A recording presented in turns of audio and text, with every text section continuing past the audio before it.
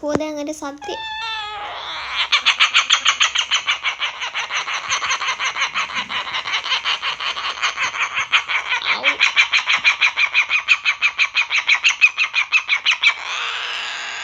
අපි චූටි බලු පැටියෙක් තමයි මේ හදන්නේ. කුරුළු පැටියෙක් තමයි. එයා මේ කුරුළු පැටියේ බලු පැටියේ මික්ස් එකක්.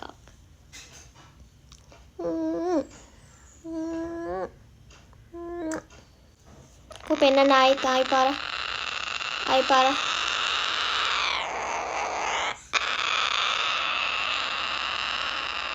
කො ආයි පාර. කො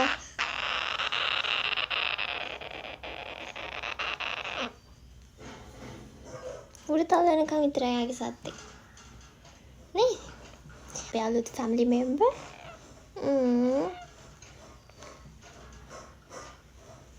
නාන ටයිම් එක මෙයාගේ මේකයි ඔය හුරතල්ලුයි අස්සට වෙලා. එයායි කූඩුව තමයි මේක. එනට අපේ කූඩුවට දාන්නේ නැහැ. මම සාමාන්‍යයෙන් සත්තු හදන්නේ නැහැ කූඩුවට දාලා.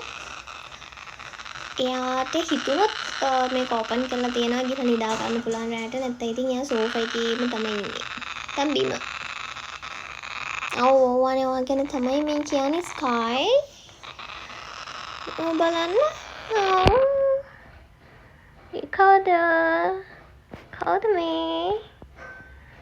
කවුද මේ?